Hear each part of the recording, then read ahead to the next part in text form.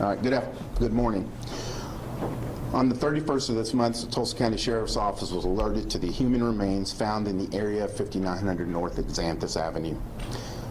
The scene was secured and the medical examiner was called. This morning, we were alerted that the remains were positively identified as Jack Grimes. The manner of death has been ruled a homicide. Our deepest sympathies are with the family of Jack Grimes, the family and friends of Jack Grimes.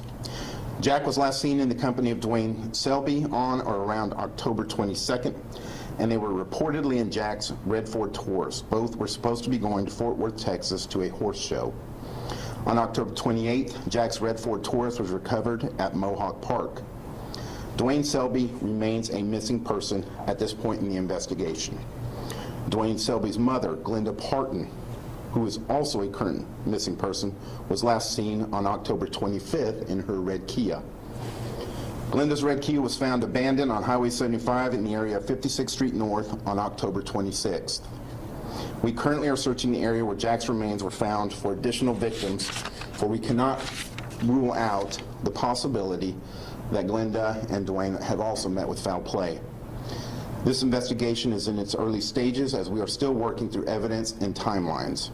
We ask that if anyone has additional information regarding these three cases to call our tip line at 918-596-8836. And our tip email is tips@tcso.org. And again, that's tips@tcso.org. We are asking for the public, for any assistance that the public might be able to help us with at this point in time. And things that they can add, that we are asking for is any information regarding their last time they were seen, any background information regarding either of these victims, and whether or not somebody in their lives that may have been connected to these individuals might be acting strangely, may have immediately left town during this time. Anything that is out of the ordinary. Sometimes those things, although they seem trivial, may be something that breaks open a case. What we are also asking is that people keep their misinformation and off of social media.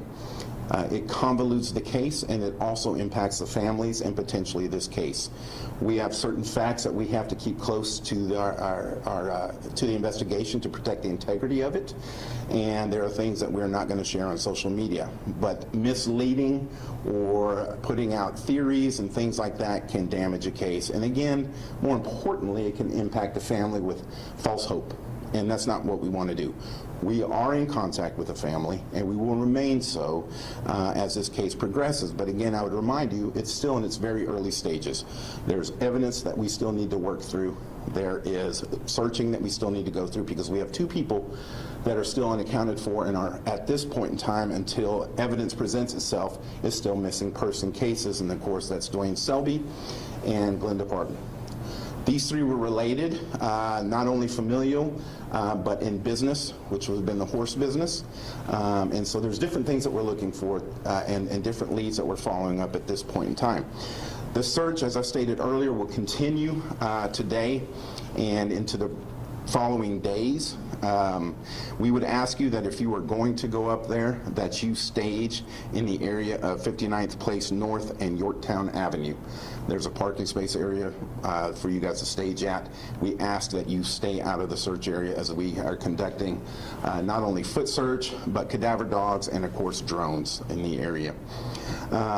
I will open this up for questions, but I would remind you that we will not discuss evidence that has been seized at this point in time, nor any potential suspect information at this point in time.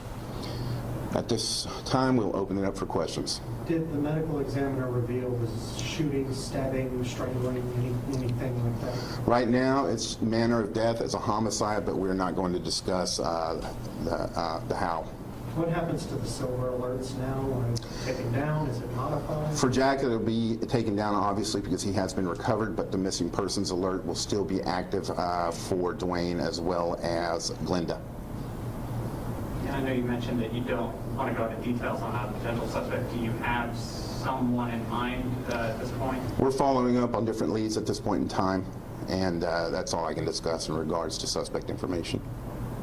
How big is the search area that you guys are looking at? Well, as you can see by the map that we've posted up here on the wall, we have different areas of search. I will tell you that right now we are focusing on this area here where the remains were found, but where Glenda's car was found, as well as Jack and Selby's, those areas have been searched. But we'll go back over them again, obviously. But right now, as I've stated, we will focus on 5900 North Xanthus area right now. What changes from searching that area last time to, I know other than the obvious of finding Jack's body, but what else changes in your search? Well, nothing changes, but we have to go what appears to be the obvious at this point in time. And right now, we have remains, so it's not a stretch to say that potentially other remains may be found in that immediate area or further down. But we have to continue searching. And again, we hold out hope that Glenda and Dwayne are fine and that these are just weird circumstances for them. But at the same time, we have to explore all of our options. You said they're all involved in the horse business. Correct. How might that be related? Well, it's not. We don't know that it's related to anything at this point in time. What we do know is that this is what binds all three of them. Jack and Dwayne lived together, and Glenda was Dwayne's mother.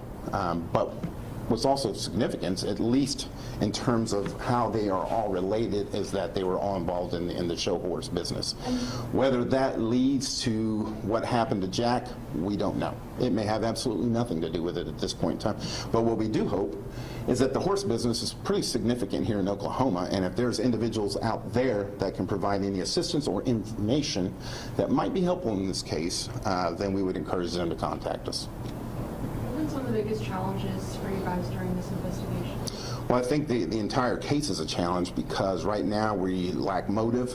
Obviously, we have a crime scene that spans from 59th down to Mohawk Park, which is a lot of rural area. We have 2 missing persons that we have no idea at this point in time whether they're alive or not. And we just identified Jack's remains. So really, from an investigative standpoint, the murder investigation started the 31st. We confirmed it today, obviously, but when the remains were found, that's when the real murder investigation started. Prior to that, we had a missing persons case that obviously brought us some concern, but then again, without lacking any type of physical evidence or otherwise, it was difficult to do anything at that point in time. How concerned are you with, I'm going to say backseat drivers, but those individuals who, I'm curious, I'll go changing their crime scene? Well, I will tell you this, is that these remains were found by individuals who were out on a hunting track. So what we would encourage people, because this is a rural area and very difficult to cordon off, that people who are on hikes or who are hunting and come across something they believe might be evidence in this case, we're asking them to pin that location and then contact the authorities immediately and not touch anything at all. And so we understand what these areas are used for, and we understand that people, whether through curiosity or simply because they haven't realized what has happened in these areas, are out hunting, walking their dog, or otherwise, and stumble across something that may be evidence to, again, pinpoint your location, stay away from it, and immediately call the authorities. Sheriff, do we think that Jack walked there, or did he drive? I mean, what do we think right now? At this point in time, we're still in the midst of this investigation. We don't know what happened. We have a very tight timeline that continues to expand almost hour by hour in this case.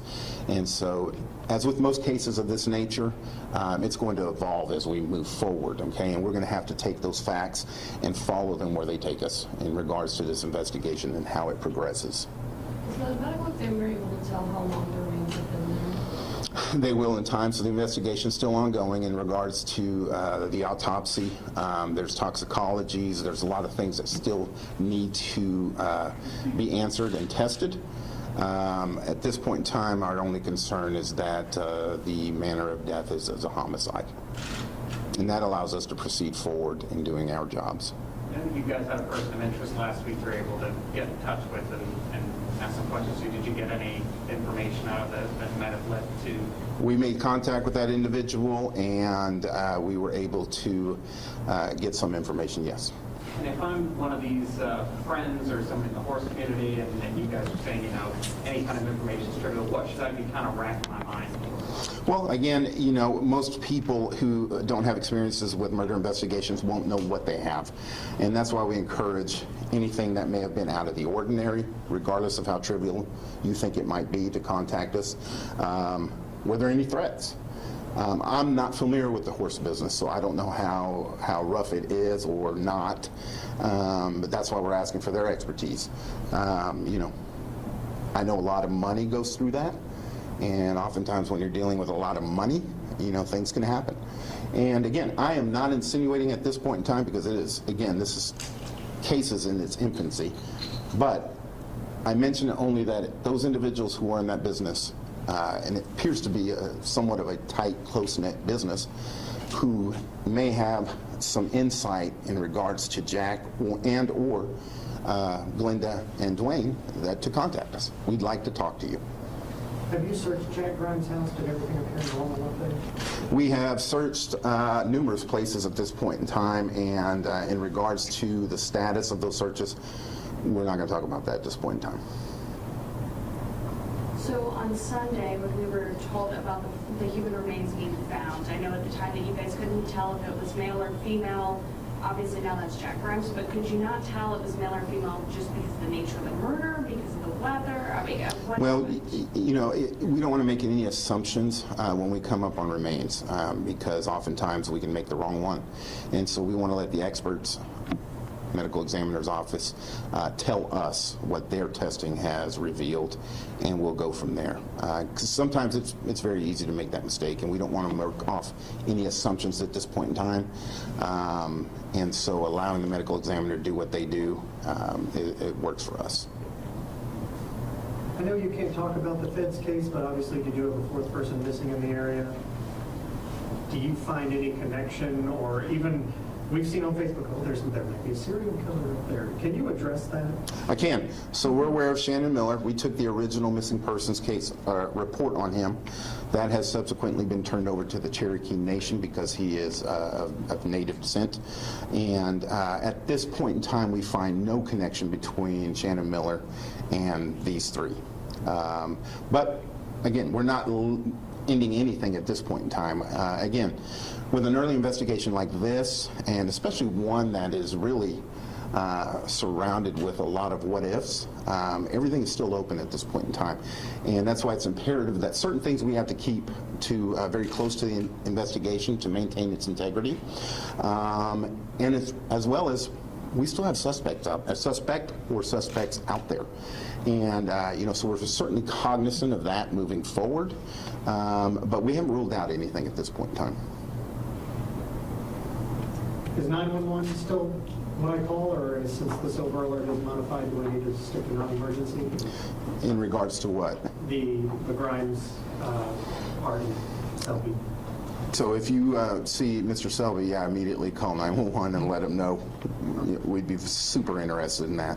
But again, I would remind you one more time that tips can go to the tip line at 918-596-8836 and or the tip email, which is tips@tcso.org. Any other questions? If it's in an interstate, is it an interstate investigation? Will the FBI be involved? Well, not at this point in time, unless we determine that either of these victims are of native descent, and or in the weird, strange possibility that Shannon Miller becomes involved, then certainly the FBI would be coming in. But let me be clear, we are always, homicides are ever evolving. And there's two goals behind a homicide investigation. One is the obvious, to bring those person or persons to justice, but most importantly, to bring closure to the family, okay? And whether that's the Tulsa County Sheriff's Office that breaks this case wide open, or any other agency, state, local, or federal, we welcome the help, and we'll certainly ask for it at the appropriate time. With the early reports of Mary Purcell or the headed to Texas, did you ever have to send any investigators Yes. out of the county or out of the state? We did have to follow up on those, and again, that's why we're encouraging people to not put out false information out there or unverified or unsubstantiated leads, because again, those are things that we do have to follow up on, and if they're bogus in nature, okay, or unverified, then you have just wasted an hour or a day. One of these detectives who are, again, currently working very diligently on evidence that we are aware of and leads that we believe may open this case up. I'm not too familiar with the area where Grimes' remains were found, but from the satellite image, it looks like there were homes nearby. Is it normal for hunters to be out there? So this is an area that not only you would find hunters, hikers, but you also find people who do illegal dumping of trash in the area. So this is a place that is rural, yet at the same time, many people are aware of where it's at and its accessibility to entering into those rural parts. Were there any trail cams or surveillance video that's helping, tell the story of how they ended up out there? We're not at liberty to say at this point in time. Anything else? Again, our deepest sympathies are with the families and friends of Jack Grimes, as well as Glenda and Dwayne Selby. This is a difficult time, a lot of unanswered questions, so our prayers and thoughts are with all of them. And again, thank you for being here. And as we move forward in this case and it progresses, we'll certainly keep everybody abreast to what's going on.